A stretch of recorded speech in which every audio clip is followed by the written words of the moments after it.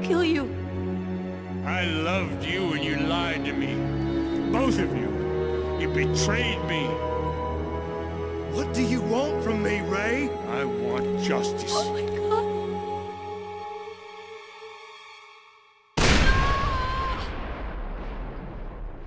So, you know what I realized after playing the first Call of Juarez? There's not that many Western first-person shooters. For some reason, I thought there was more. There have been plenty of Western games released over the years, but not many are first-person shooters, and I'm strictly talking traditional Westerns. So games like Dark Watch, for example, don't count. I'm surprised. With that realization, I think the Call of Juarez series occupies a special place in the genre. The first game isn't bad. As a straight-up first-person shooter, it's pretty good. But almost everything else it attempts to do doesn't work well, in my opinion. Apparently, it did not sell well in North America, but did sell well in Europe, and was successful enough to spawn a sequel. Now that's what I call a grand entrance. I think he blowed up half of San Lorenzo.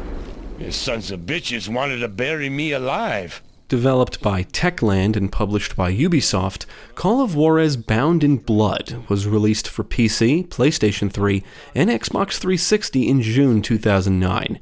For this review, I played the PC version from GOG.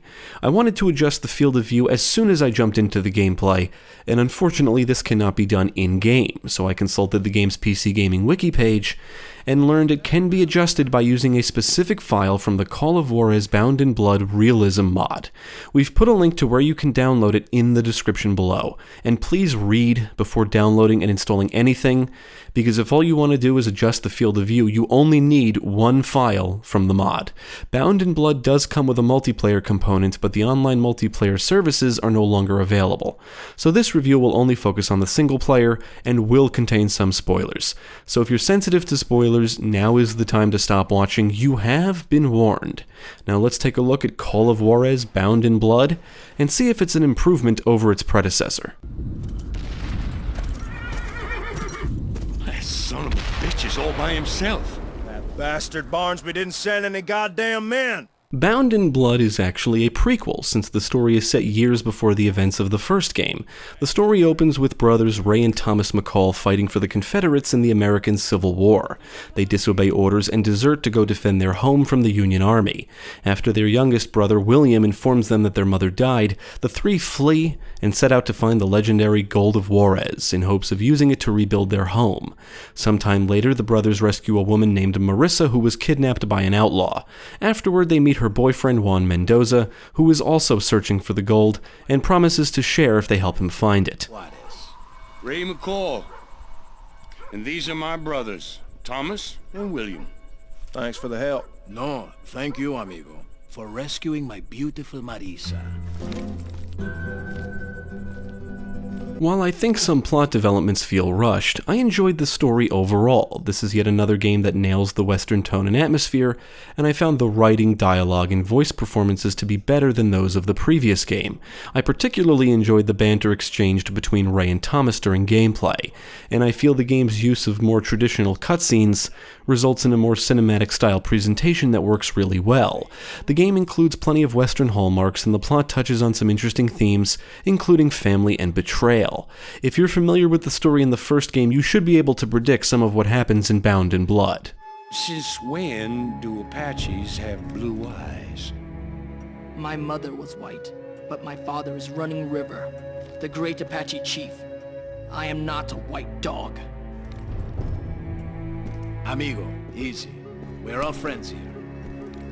Now, as soon as I had control of a character and began moving and shooting, I got a hunch that Bound in Blood was going to be a better game than its predecessor, and I was right. Everything from the writing to the mechanics feels improved, and the pacing is better here. It seems the developers were aware of the first game's problems, because basically everything I took issue with has been rectified in Bound in Blood. I felt the first game didn't do anything interesting with interactivity or physics, and there is less focus on it here. Furthermore, stealth was cut. So Bound in Blood is basically a pure run-and-gun shooter.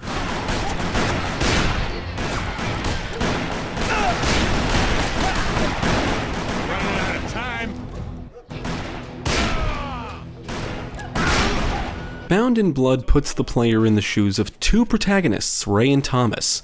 The story plays out in acts with multiple chapters per act, and before starting a chapter you must select one of the brothers to play as, although some chapters will force you to play as a specific character, and there are differences between the two. Ray is stronger and deadly at close range, can dual-wield revolvers, throw dynamite, and carry Gatling guns.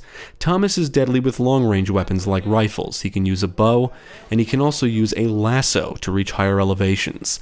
Both characters can charge concentration by shooting enemies, and their concentration attacks differ. During concentration, time slows down. Ray can paint targets to quickly shoot at, and Thomas can fan the hammer of his pistol to rapidly shoot multiple targets.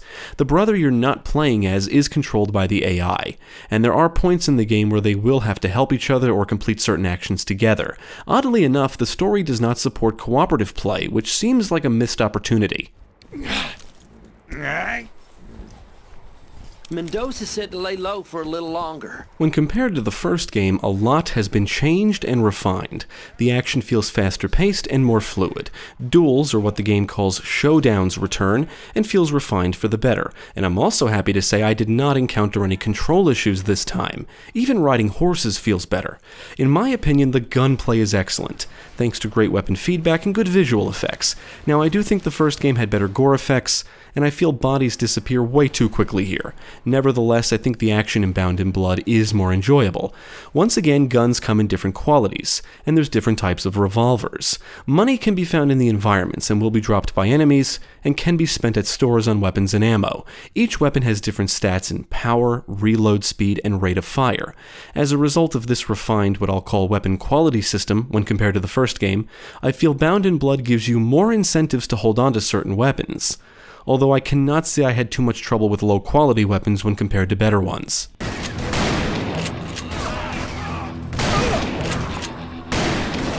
If there's any complaint I have with the game, it's that it does lean towards the easy side, at least on the medium difficulty, which is what I played on, and I feel this is due to multiple reasons. One, it doesn't matter if you're up against soldiers, bandits, or Native Americans.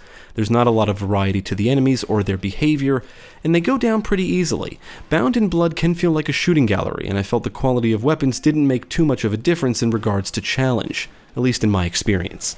Two, it's not hard nor does it take long to fully charge concentration, and the attacks allow you to easily wipe out multiple foes. And three, with auto-aim for dual pistols turned on, it's very easy to hit targets at close range, but this can be turned off. In the end, I would say much of the challenge comes from being outnumbered. A firefight in this game is always you and your brother up against numerous foes. They come out of buildings, will shoot at you from ledges and windows, and some even lob dynamite. Survival comes down to staying behind cover and simply dropping enemies before they drop you. Gringo! You came for your brother! What do you need a dead body for? While Bound in Blood is primarily a linear experience, the game does feature some open-ended areas. At certain points in the story, you'll end up in an area with a store and optional jobs to complete. The jobs take you to different places in the surrounding area and can be completed for money. This entire feature feels somewhat out of place, because most of the game is linear. Most chapters have you navigating along linear paths and shooting enemies, so these open-ended areas stand out. But don't get me wrong, I really enjoyed the concept here. I only wish it was expanded. I don't necessarily mean going in an open world direction, but maybe a town or neighborhood acting as a hub that takes you to the different chapters or levels, and optional small jobs acting as side content to earn extra cash. The surrounding area doesn't have to be massive, just big enough to support the jobs and offer some action outside of the plot. Most chapters put you in some cool scenarios. You'll shoot your way through streets and buildings of different towns, ride in a stagecoach and wagon and defend them from attackers, and even shoot your way through Navajo territory. As mentioned before, most environments are linear, and when compared to the previous game, Bound in Blood ensures you will never get lost or stuck, since an objective marker always appears on the HUD, and the game always makes it clear where you need to go and what you need to do. Thomas will have to use the lasso to reach certain areas from time to time, but there's no sneaking or puzzles or stacking things to climb on here. Most of your time will be spent moving and shooting. That's right, you stupid sumbitch. I got you in my sights. Bullseye. Come on, you blind son of a bitch! Not only does Bound in Blood feel better than its predecessor, but it also looks a lot better. From the character and weapon models to the environments, this has great production values, at least I think so, for the time it released anyway. Animations also look noticeably better.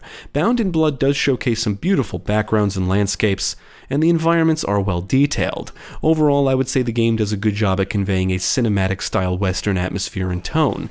The action is accompanied by great visual effects and sound work, and is backed by a soundtrack consisting of a good mix of dramatic and intense-sounding tunes that fit in well with what's on display. On the technical side, I encountered one crash, but no other problems, and it ran smooth from beginning to end. Bound in Blood has become one of my favorite Western first-person shooters, and considering there's not many out there, it's pretty high on the list. This is a great example of what a sequel should be. You take the good stuff from the previous game and refine it and cut out all the bad shit.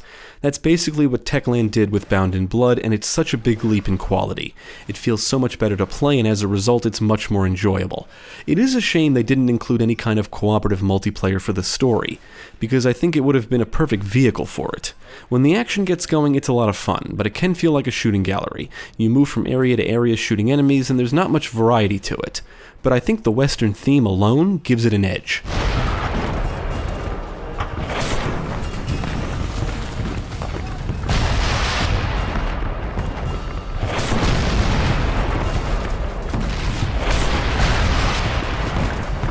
I would absolutely recommend Call of Juarez Bound in Blood. To me, it's such a massive improvement over the first game that I'm tempted to recommend starting the series here. If you were not a fan of the first game, I would still say give this a shot. It feels a lot different and a lot better. From the gameplay to the production values, everything is better. As of this review, I would say Call of Juarez Bound in Blood is one of the best Western first-person shooters available. Definitely check it out.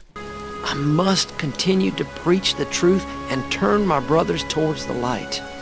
Because when all is said and done, we are family.